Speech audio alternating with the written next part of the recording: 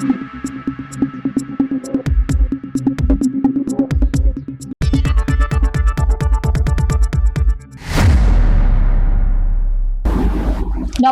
সময় বাংলা সংবাদে আপনাদের স্বাগত। আপনাদের সাথে আমি প্রীতি।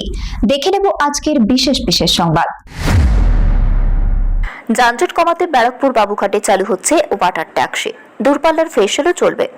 সড়কপথে যানজট কমানো এবং যাত্রীদের আরও স্বাচ্ছন্দ্যময় যাতায়াতের সুযোগ করে দিতে ব্যারাকপুর থেকে বাবুঘাট ও মেটিয়াপুরুষ পর্যন্ত ওয়াটার ট্যাক্সি পরিষেবা চালুর ঘোষণা করলেন পরিবহন মন্ত্রী অর্জুন সিং।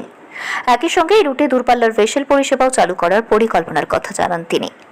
শুক্রবার ভাটপাড়ার গোলঘর পার্কে একটি খুঁটি পুজোর অনুষ্ঠানে উপস্থিত হয়ে মন্ত্রী বলেন, সড়কপথের পাশাপাশি জলপথকেও আরও কার্যকর ও গুরুত্বপূর্ণ করে তুলতে রাজ্য সরকার উদ্যোগী। গঙ্গা নদীকে ব্যবহার করে দ্রুত, নিরাপদ ও যানজট মুক্ত যাতায়াত নিশ্চিত করাই এই প্রকল্পের মূল লক্ষ্য। মন্ত্রী জানান, ব্যারাকপুর থেকে বাবুঘাট এবং মেটিয়াপুরুষ পর্যন্ত ওয়াটার ট্যাক্সি চালু হলে প্রতিদিনের যাত্রীদের সময় সাশ্রয় হবে এবং সড়কপথের উপর চাপও অনেকটাই কমবে।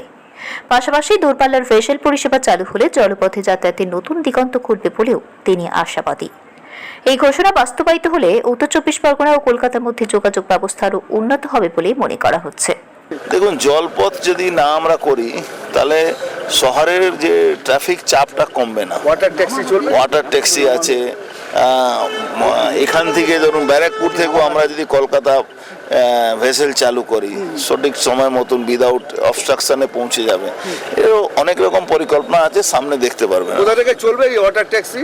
দেখুন, ওয়াটার ট্যাক্সি অনেক জায়গা থেকে অনেক ডেস্টিনেশন আছে, যেরকম মেটিয়াপুরুষ থেকে আসবে আপনার বাবুঘাট, এরকম ব্যারাকপুর থেকে যাবে বাবুঘাট, এরকম অনেক জায়গা ডেস্টিনেশন করা হচ্ছে। হাওড়া যাবে, বালি যাবে, বেলুর মঠ যাবে। না, অভিনব একটা চেষ্টা চালানো হচ্ছে। পলিউশন তো ওয়াটার ট্যাক্সি চললে পলিউশন হবে না।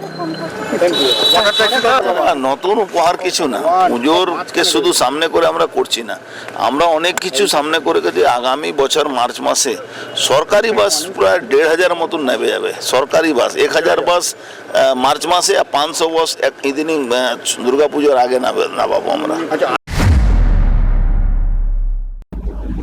সংবাদ এখনকার মতো এই পর্যন্তই। সঙ্গে থাকুন, দেখতে থাকুন সময় বাংলা।